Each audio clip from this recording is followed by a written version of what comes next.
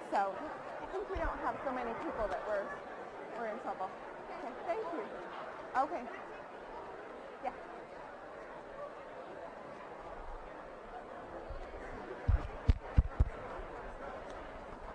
Hello.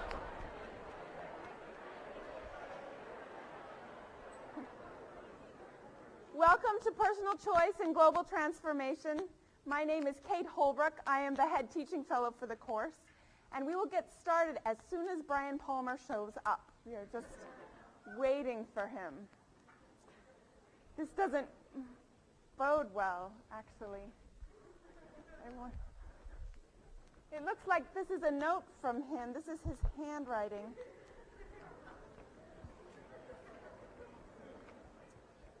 Oh, dear.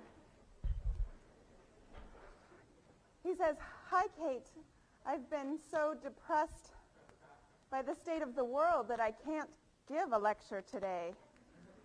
If I make it out of bed this afternoon, it will be to go to get something to drink at the Porter Square liquor store. Could you give a lecture today? Sorry for the late notice. Best wishes from your colleague."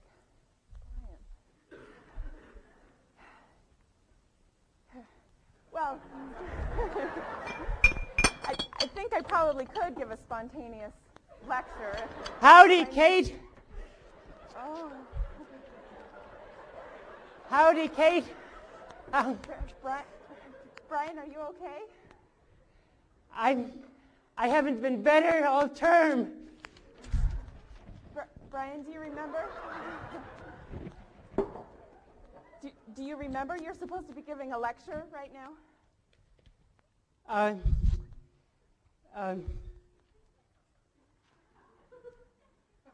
Kate, could you ask these people to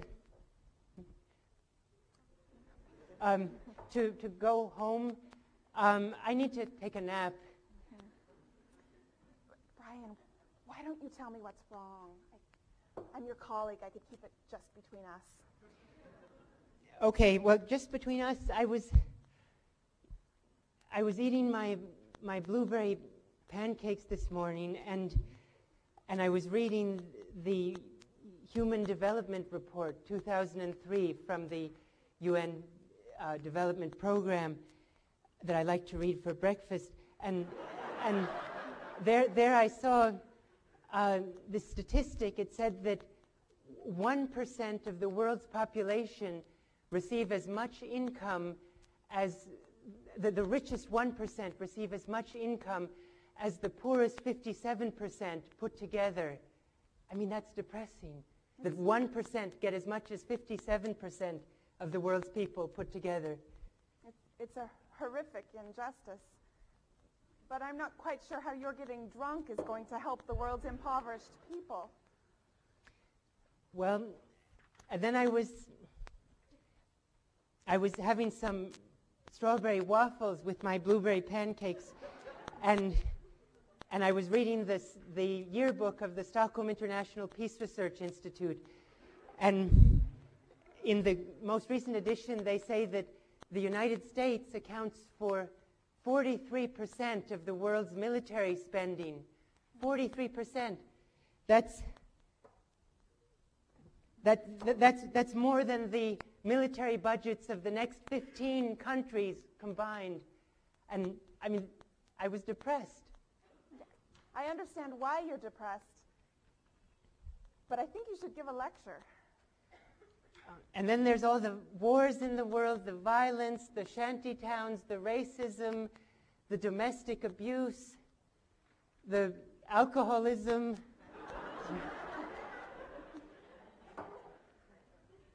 Well, okay, I mean, do you think they want to hear my lecture? I think that's why they came. Okay, my lecture is entitled, "It's Never Too Late to Give Up." It's never too late to give up. Brian, maybe you could save that lecture for a little later in the term. That was the lecture. Well,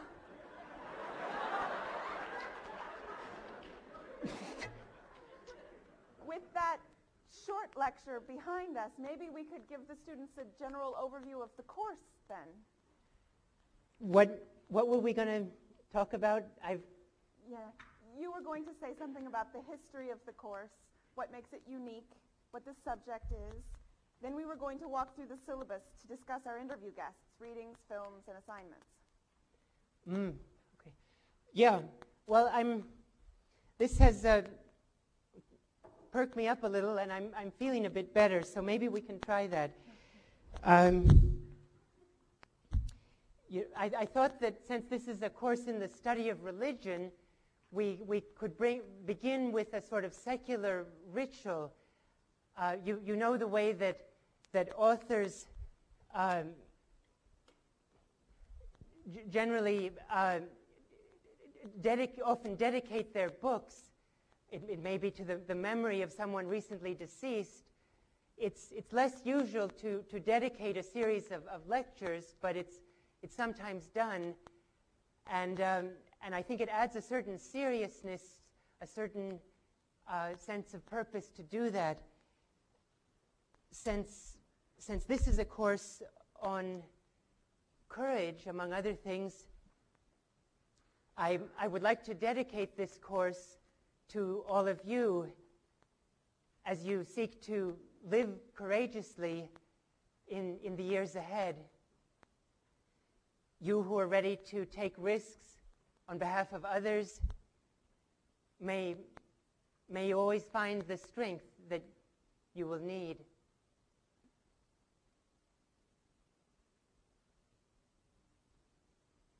A bit of background. Do you mind if I be informal and take this off? It's just a bit much. That's more casual. During the summer of 2001, Kate Holbrook and I designed the version 1.0 of personal choice and global transformation. And the idea was to help students think about exercising power, exercising influence in our era of globalization. How can one make a difference? And what are the rewards and the trials of trying to make a difference? It happened that the first day of the course, just slide this.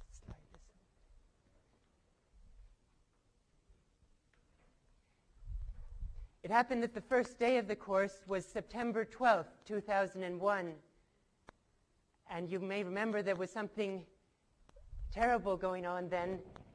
And with the images of the Twin Towers collapsing being repeated again and again on the television screen, I rewrote my first lecture on the night of the 11th. And I built upon a quotation from the UN Secretary General, the second Secretary General of the UN, Dag Hammarskjöld. He didn't expect to become UN Secretary General. The Soviets and the Americans were vetoing one another's choices, and then the British ambassador suggested this relatively unknown Swedish diplomat who had played an important role in the Marshall Plan, Dag Hammarskjöld, and to his great astonishment, he received a message that he had been chosen to be the second Secretary General. And that night he wrote in his diary, "God has a use for you, even though what he intends may not happen to suit you at the moment." He meant that we had to be ready for what our historical moment, our times, the needs of other people ask of us. And on that day, September 12th, many of us felt that the world may have a use for us. To put it in secular terms, the world may have a use for us in ways that we didn't intend or wish for. And if if we, with our many advantages, couldn't help heal the world, we didn't know who could. Dag Hammarskjöld, by the way, went on to become arguably the most effective leader of the United Nations, standing up to both superpowers during his reign in office, until 1961, when his plane was shot down, apparently shot down while on a mission in the Congo. So after the previous day's cataclysm in New York and Washington and Pennsylvania, hundreds of students decided that taking a course on making a difference in the world was just what they needed. And as enrollment swelled over that week, we had to change classrooms 4 times until we finally arrived at a classroom that was big enough to accommodate both students. All 336 students. Besides the subject, the attraction of the course for some people was the format in which we interviewed guests about their own lives, about their own engagement in the world. These individuals, our guests, did not give any lectures. They weren't allowed to. But the students read something about each of them in advance, something about them or by them, and prepared questions. So we used our time for an open dialogue, a format resembling almost a serious talk show. The interviews were quite personal, even intimate, often poignant, as guests told us about mistakes they had made, things they'd been afraid of, injuries they'd suffered, as well as the occasional moment of clarity or success or solace that seemed to make things worthwhile for them.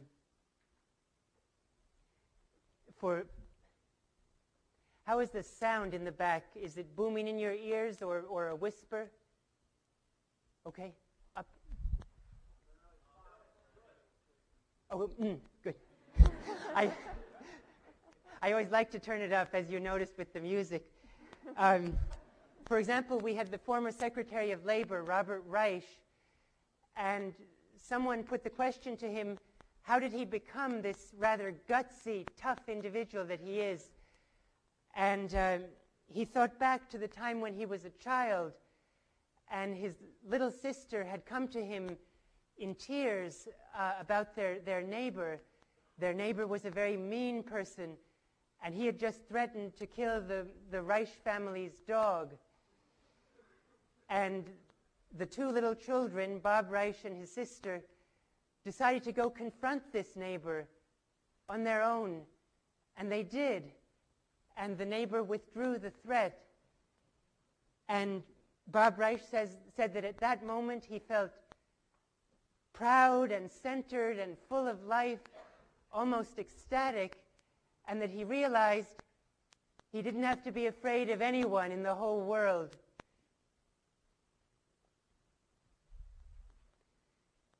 That story may sound like a dog-eared example from the notebook of a prominent speaker, but actually it turns out that Reich had never told this story before, not even to his spouse, because no one had ever asked him the question that we put to him. Later that night, incidentally, moved by his interview with our class, he made the decision to run for governor of Massachusetts, ultimately not succeeding.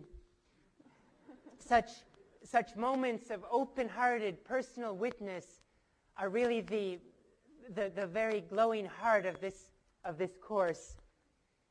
It was that sort of witness, more than the academic analyses we read of inequality and war, that sort of personal witness that transformed people, that transformed me.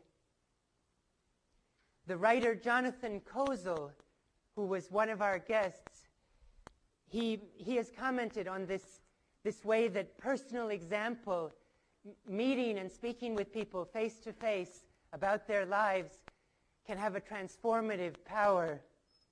Kozol writes, I quote, "Many young people do not like to think that they will need the borrowed strength of older men and women. Yet there have been many who, in struggle with themselves, were not reluctant to take strength and courage from those who had gone before. When farm workers leader Cesar Chavez started to fast, in very great pain, he looked up to the photograph of Gandhi.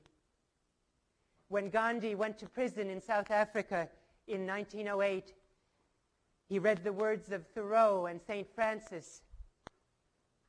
When Dr. Martin Luther King began his lonely hours in Montgomery jail, he turned for strength to writings left by Gandhi." Still quoting Kozel, "It may be that discipleship like this is in the last event the only thing that can empower a person to live by her beliefs. If there is not the reassurance of that love, I do not know if we will ever find the will to overcome the dangers and the admonitions that are placed before us." End quote.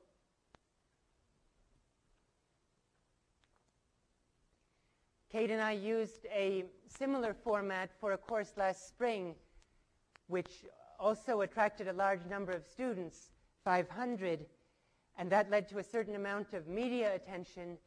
The New York Times had called the first edition of the course Idealism 101, and then there were later profiles in the Christian Science Monitor, the Boston Phoenix, and Boston Magazine, as well as the Gazette. Boston Magazine included my favorite line, which I've pasted up above my mirror. I quote, "If Harvard's most popular course, Ec 10, prepares econ majors to become employee-axing, environment-wrecking CEOs,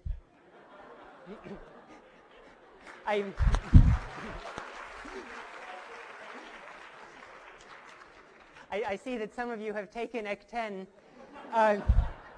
Its second most popular course and largest elective goes the other way, leading its students toward St. Francis-style sainthood," end quote.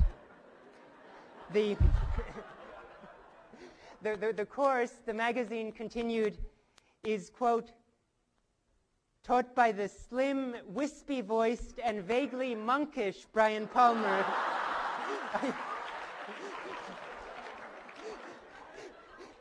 That's the part that's by my shower.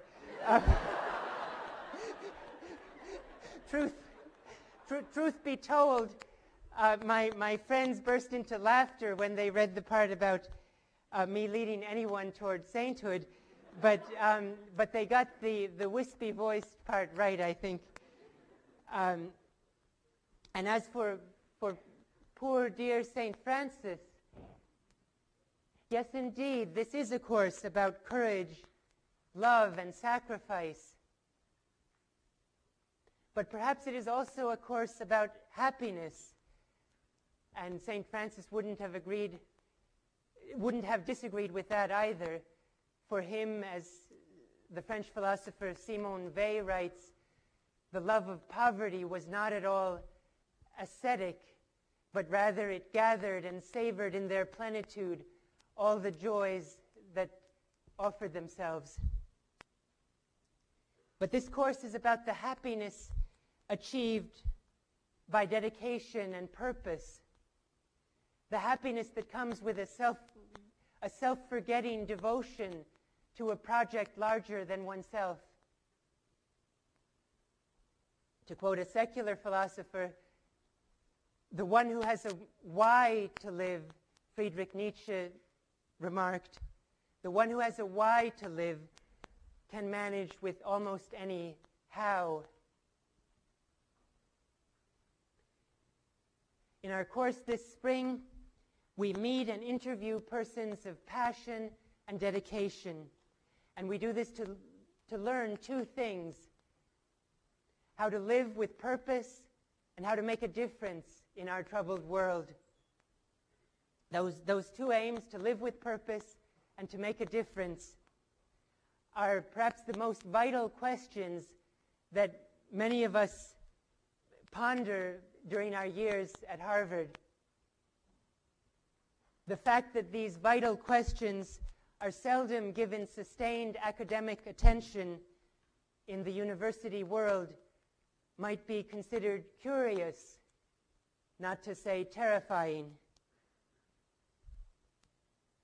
Students have said that the courses that Kate and I lead have become a forum for the kind of topics that are usually discussed on a rainy night at midnight with one's roommate or one's best friend or one's lover or one's sibling. The questions that really matter as we try to figure out our way in this world, how we want to use our brief existence. Our existence, as James Agee once wrote, as brief and bright as sparks on a chimney wall.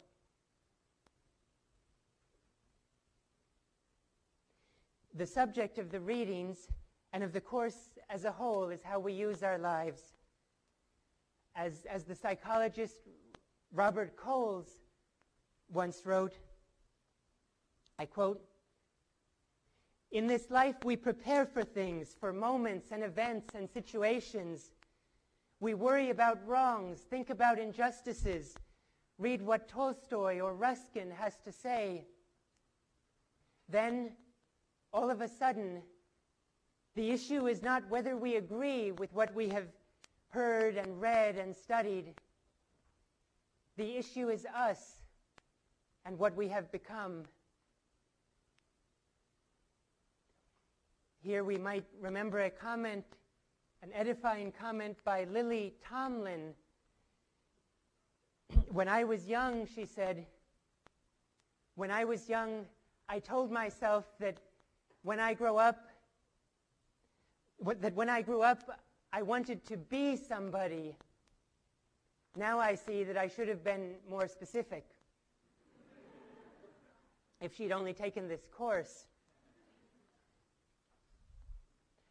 On that note, let's turn to some of the details of the syllabus.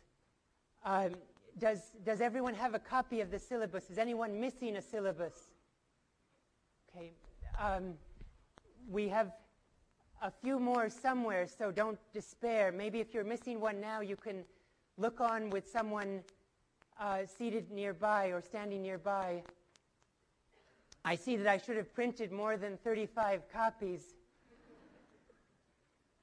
By the way, the syllabus is also on the course website, but there it's in Swedish. But with a good phrase book, you should be able to manage. On the first page of the syllabus, you'll see a list of our guest interviews. And here I should just note that, well, some Harvard faculty members are praised for their hard-won erudition, and some are praised for their elegant formulations. I myself am valued merely for the strength of my address book.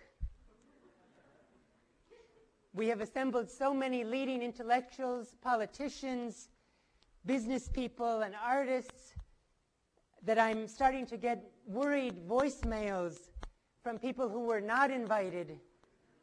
Did you think I was not good enough to be invited?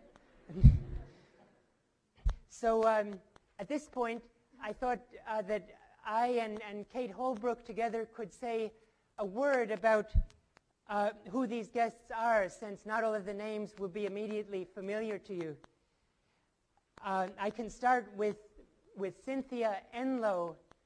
Professor Cynthia Enloe is arguably the most prominent international relations scholar who asks feminist questions. Her books examine rape as a strategy of war, prostitution at military bases, rapes by American soldiers in Korea, female soldiers in the U.S. military, and diplomatic wives, among other topics. Actually, 2 practical notes here for the reading for her session coming up right now on Monday. You need to go to the Harvard Library website, which is lib.harvard.edu. You'll see that on the second page of the syllabus under Cynthia Enlow readings. It's lib.harvard.edu, no www before that. And then you click on e-resources, and then you see the alphabet, and you click on the letter S, and you choose the journal called Signs. Click on that, and then click on Summer 2003, and then you have her article. I mention this now because you need to have a Harvard University PIN number to get through those steps. And if you don't have a PIN number, the system will tell you how to get one along the way. But I would urge you to do that tonight, because if your PIN number is not working, it'll take the system about a couple of days to send you a new one. So if you check tonight if your PIN number is valid, and print out the article if you can, then you'll be all set. Second, the way that we work in the course is to have some people prepare questions that they've thought through, having read the article, so that we can start off with some strong questions. And I wondered if there would be about a dozen people who would volunteer already for this Monday to have questions ready for Cynthia Enlow. Would some people be willing to volunteer? If you'd raise your hands. Yes, yes. A few more, please. Yes, good. Yes, yes, yes, yes, yes, great. If even a few more, if all of you who raised your hands, and maybe some more people as well, if you would just be willing to give me your email before you leave today, if you just come up and write it down, or give me a note with your email, I will then send you some more details about how we do this, and maybe we can talk a little by phone or so before Monday. So if you're willing to ask a question Monday, please give me your email.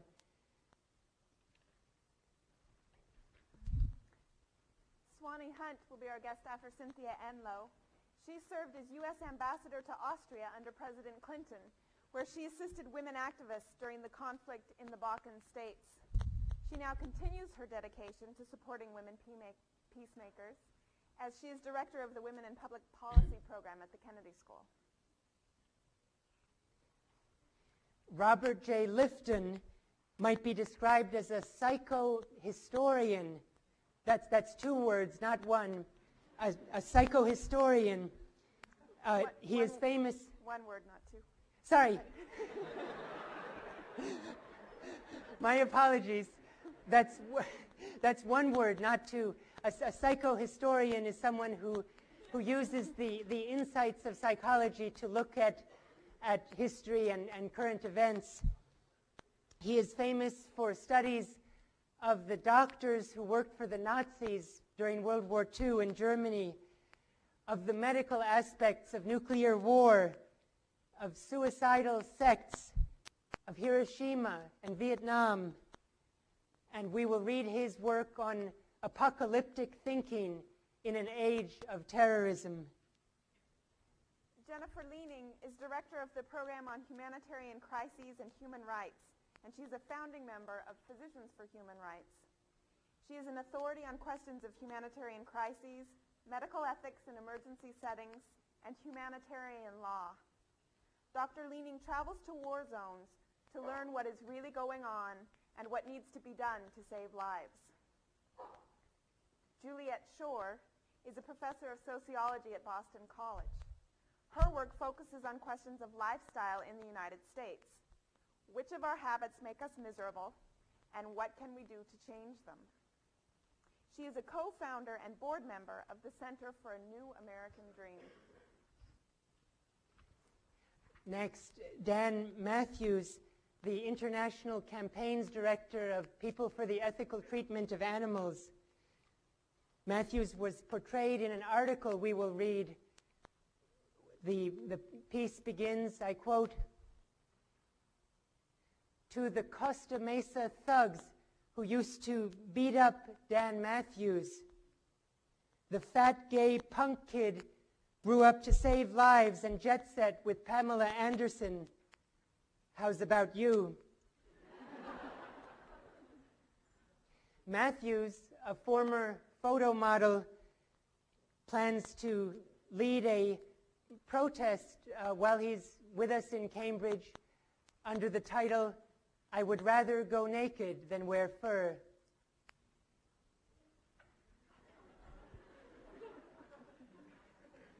He sent us some pictures from the last time he did that protest in Eastern Europe.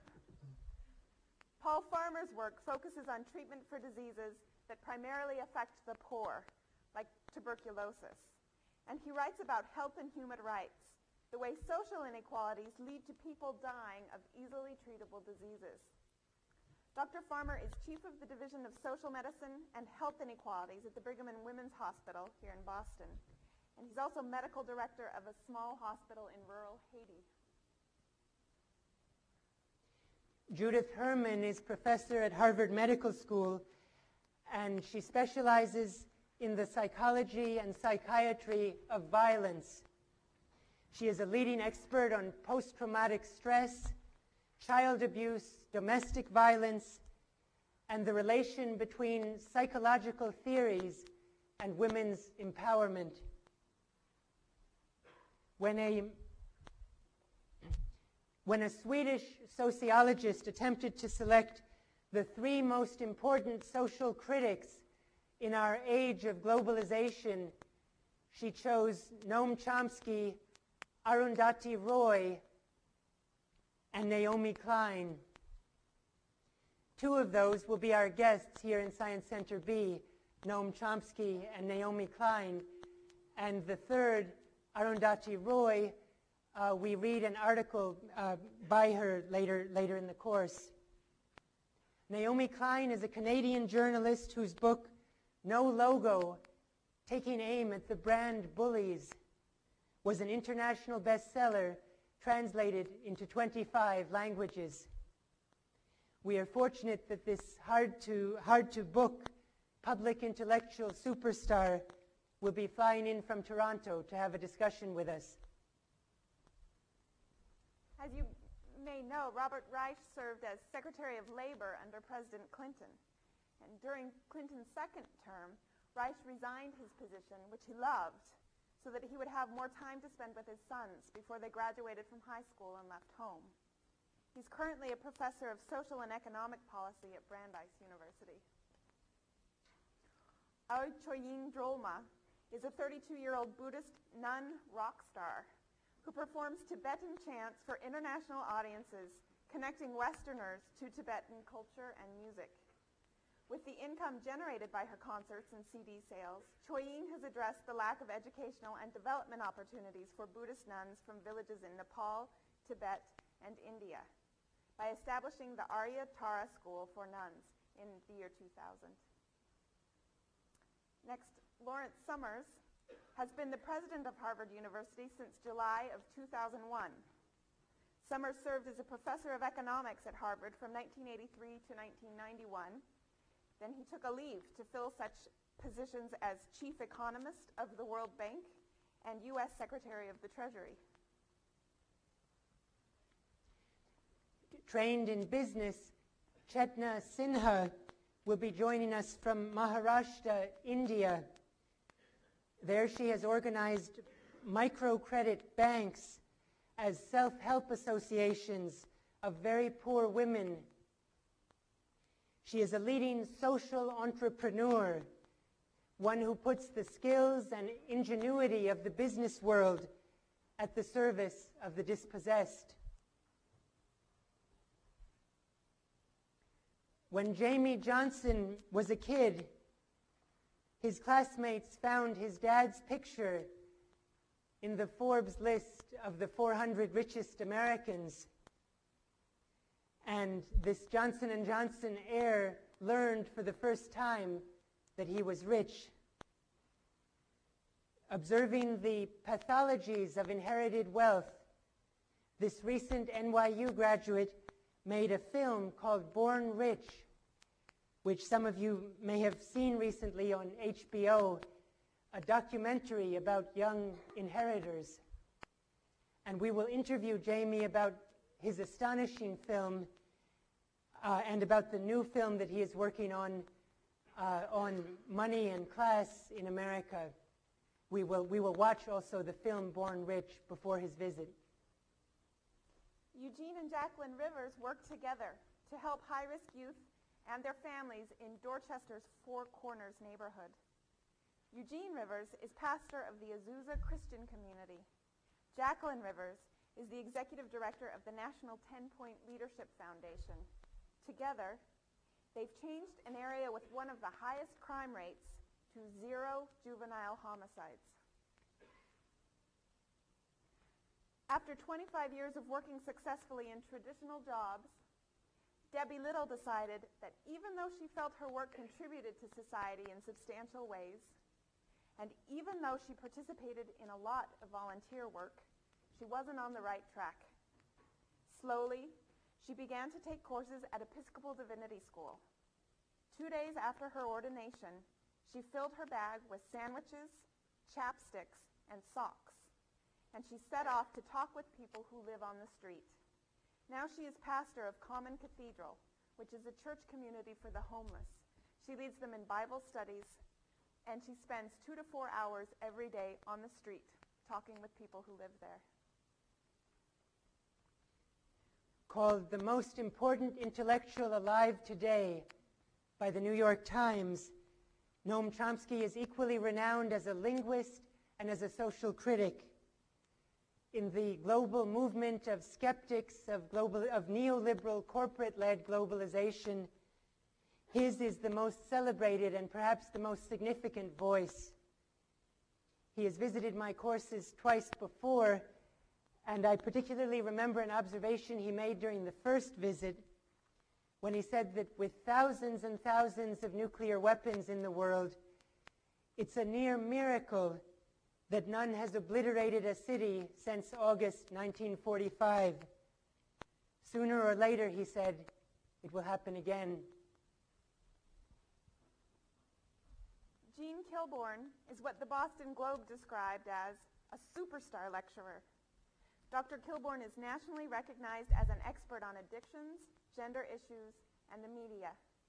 Through her lectures, films, and articles, many of her original ideas and concepts about advertising and women have become widely known and used, such as ideas about the obsession with fitness, the link between objectification and violence, and the twin themes of liberation and weight control exploited in tobacco advertising. In Swedish, as you know, there is a phrase, samhällsdebattör, society debater. A samhällsdebattör is someone who provokes debates about where the society is going and where it ought to go.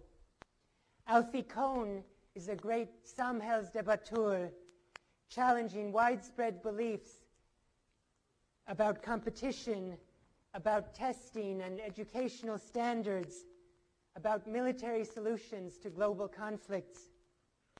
In these and other areas, he's used his training as a psychologist and his fearlessness as a citizen to provoke debate. Some of you may have read Howard Zinn's best-selling book, A People's History of the United States. He is the nation's foremost alternative historian, a chronicler of what happened from the loser's point of view. Zinn's expertise on war and resistance to war may also be of interest. Carol Gray spent the first portion of her life raising 7 children as a stay-at-home mother in the UK. But when her youngest children were in high school, Gray saw BBC News coverage of the war in the Balkans and felt she had to do something to help the women she saw, who were trying to find food for their children while protecting them from bombs and gunfire. What began as a church service project turned into Carol herself leading dozens of truck convoys full of supplies into Balkan war zones. Gray is now the founder and director of an NGO called Starlight UK. Let me note that 3 other guests have accepted our invitation but not yet been scheduled. If we're able to schedule them, there'll be an option for those of you who are interested. Those 3 are Ralph Nader, Daniel Berrigan, and Eliza Dushku from Buffy the Vampire Slayer. I think I missed a comma there. Ralph Nader was not in Buffy the Vampire Slayer, unless I missed his cameo. But all 3 have said that they really want to join us as soon as we find a workable date. A word about the readings. Happiness is a central theme of the course, as mentioned, and the first reading is entitled, Will Globalization Make You Happy? This is not to be confused with the similar essay, Will Globalization Help You Lose Weight? The coming week's readings are on the web. After that, you'll need to get hold of the source book. You can buy or steal it at the Coop, or most of the cost of the source book, as with most Harvard source books, comes from copyright fees to the original publishers. And one thing you can do is consider sharing a source book with a friend who's also taking the course. It and all of the other text will also be available on reserve at Lamont and Hillis. I have to admit the source book does cost a little bit more than a Volvo V80 Cruiser with power steering and 4-wheel drive. But to keep expenses low, we have tried to rely very heavily on web-based readings, and those are mostly on the course website where we've received permission to put them there, been able to put them there. We have very few books in this course, just 4 others beyond the source book. You'll see those on page 7 of the syllabus. I should say something about the course requirements. Are there course requirements? I think we came up with a few. Okay, yeah. Yeah. Attendance at interviews, readings, discussion sections. This is on page 7 of the syllabus. For rapid response reflections, what we ask you to do is to reflect on some theme in relation to each guest, and in a very short piece, 150 to 250 words, that's less than a page, to think about that theme in relation to the guest that we've just interviewed. And we ask you to do this right away after the interviews, that night or early the next morning, while everything is still fresh in your mind, rather than having to slog through a whole lot of stuff, at the end of the term.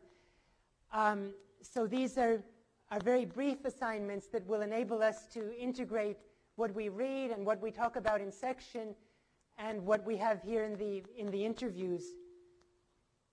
And then we have several films that we watch. Silkwood, Gandhi, A Man for All Seasons. The Insider. The Insider. Alice Waters and Her Delicious Revolution. And we will show those on Thursday evenings. We'll also put them on reserve at Lamont. You don't have to watch all of them, but we ask you to watch 3 of them and write just a paragraph in relation to a particular theme about each of them. And then finally there's a take-home final exam, take-home distributed on May 5th and due back on May 12th. There's no in-class or 3-hour exam. We didn't feel it was appropriate for a course of this nature. I should also mention that we have weekly dinners every week in Leverett House, and I will be at most or all of those.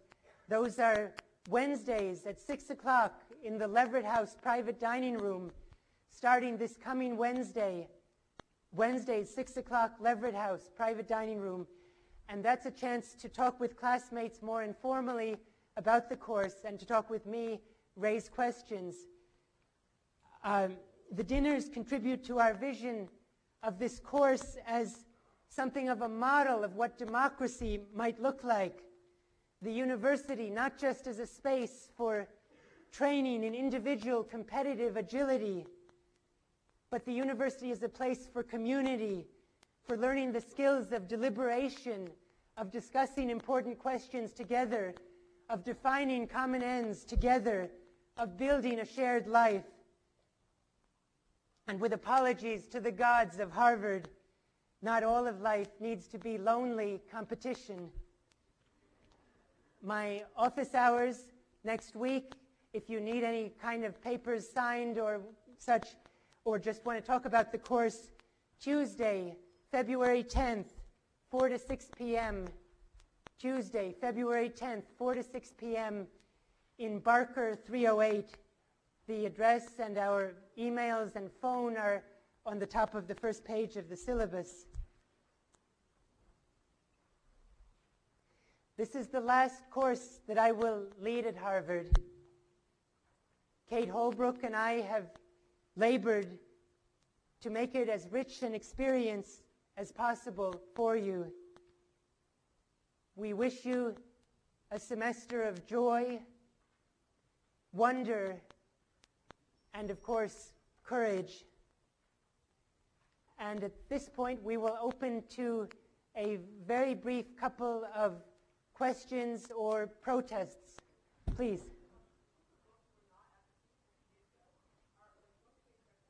Yeah, good point. One of the books by Alfie Kohn has still not been published yet. So, but it will be published as soon as he writes it. So, so we may have to wait on that one. And the others are on order, but they're still on the way. Another question. No, everyone is welcome. We will make space. We will set up tents if necessary. Please. Yes, you can take it pass-fail if you want to, or you can take it for a grade. Thank you all.